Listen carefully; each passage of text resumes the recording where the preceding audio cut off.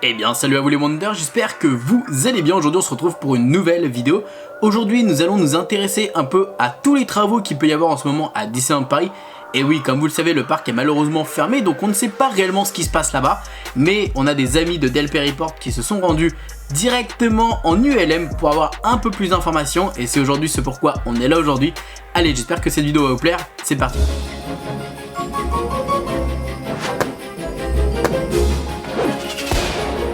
Ho ho ho! Wonderhook! Et oui, donc comme vous l'aurez compris, Quinquin est parti dans les airs et a pu avoir des magnifiques images de Disneyland Paris pour nous tenir un petit peu au courant de tout ce qu'il peut y avoir en ce moment de nouveau, sur quoi ils sont en ce moment en train de travailler et là où il y a un peu de mouvement au niveau des travaux. Dans un premier temps, on peut se rendre compte qu'au niveau de Frozen Land, il y a un peu de mouvement. Déjà, comme vous le savez, on a Avengers Campus qui bouge beaucoup en ce moment. Et en plus de ça, ça y est, ça commence à avoir du mouvement au niveau de Frozen. On a l'impression qu'il y a comme du rehaussement de niveau de terrain pour essayer de faire quelque chose de lisse, pour forcément commencer à faire les vraies constructions. Et à ce moment-là, on pourra réellement se rendre compte de la taille et de l'envergure des choses. Là, pour le moment, on est juste à du rehaussement. On a également quelques photos des backstage, donc on peut se rendre compte par exemple qu'au niveau de It's a Small World, eh bien, on a par exemple les embarcations, vous savez, les bateaux qui sont à l'extérieur des bâtiments. Donc peut-être qu'ils font un peu de rafraîchissement de l'attraction, peut-être qu'ils font un petit peu de remise à niveau, de remise à neuf, peut-être des bassins ou autre. Voilà, ils en profitent, je pense, de toute façon, vu que le parc est fermé, eh bien ça continue un petit peu à travailler à l'intérieur, donc ça fait quand même plaisir de voir qu'ils font quand même quelque chose. Ensuite, on a des images de studio et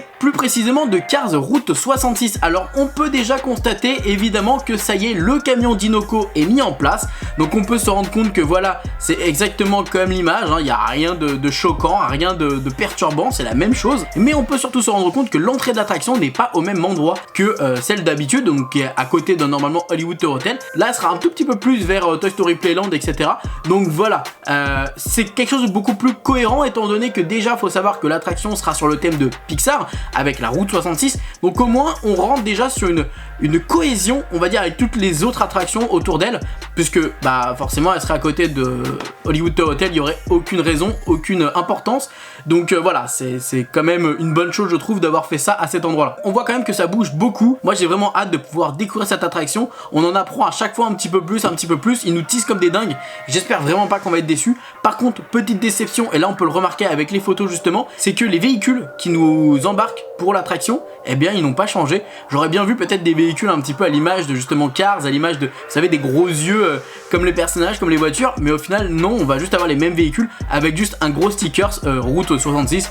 Donc bon, c'est pas grave, on va faire avec. Mais voilà, c'est une petite déception, mais on a quand même hâte de trouver l'attraction. On a des images du village. Bon, comme vous le savez, normalement le village va très prochainement avoir une grosse mise à neuf. Il va y avoir une grosse rénovation. On peut se rendre compte qu'ils n'ont pas profité de ça pour commencer à faire des travaux là-dedans. Donc bon bah voilà, c'est une décision comme une autre. Petite déception ou pas, j'en sais rien.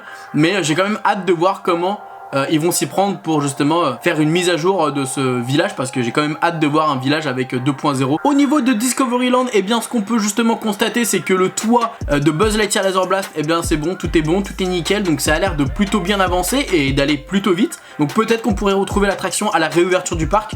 Je pense que ce n'est pas impossible et je croise les doigts pour que ça arrive. Mais vous imaginez quand même une terrasse à cet endroit avec justement une gamme prestige, avec une coupe de champagne. Ah, ce serait tellement bien pour voir Illumination le soir. On peut voir au niveau de l'entrée du parc, on peut voir qu'il y a des palissades un peu aux couleurs de Pride, comme dit Raphaël. Donc on savait pas ce que ça donnait, alors là pour le coup on a un petit peu plus d'informations.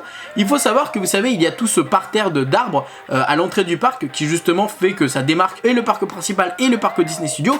Et bien normalement il devrait retirer cette zone d'arbres pour justement laisser et dégager et avoir plus de chemin, avoir plus de liberté, avoir plus d'espace pour qu'on soit moins serré. Donc peut-être que c'est justement suite à la situation actuelle pour essayer de faire que ce soit un peu plus libre de passage.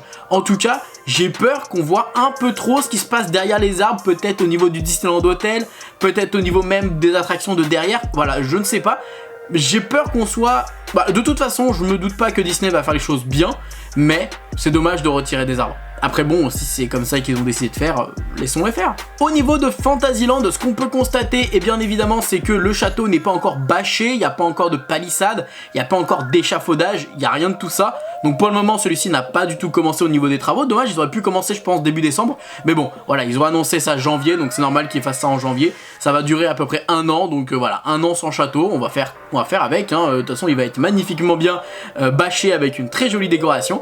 Donc voilà, on va faire comme il faut. En tout cas, on peut voir que pour le moment, ça n'a pas commencé à ce niveau-là, et j'ai hâte de voir ce qu'ils vont faire, et au niveau des couleurs, s'ils vont ajouter quelque chose de nouveau. Frontierland, rien de nouveau, on voit que tout est calme, tout est paisible.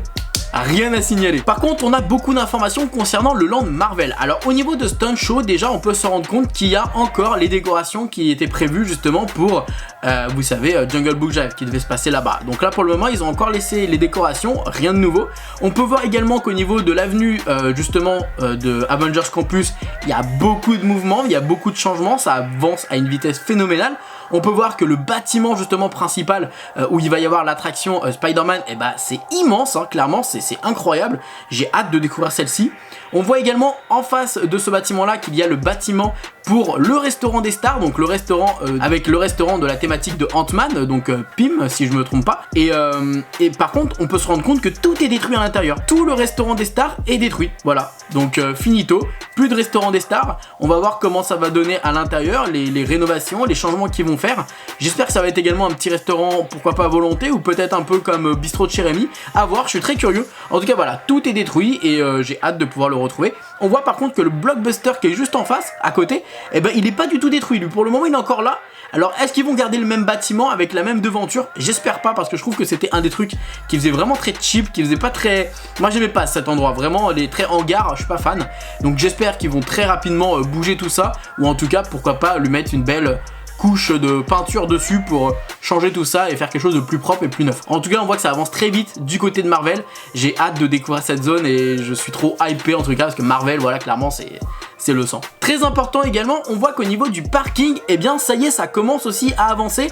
On peut se rendre compte que justement ils ont commencé à installer, vous savez, les panneaux solaires qu'ils devaient installer sur le parking. Donc il y a déjà des premiers tests qui sont en marche.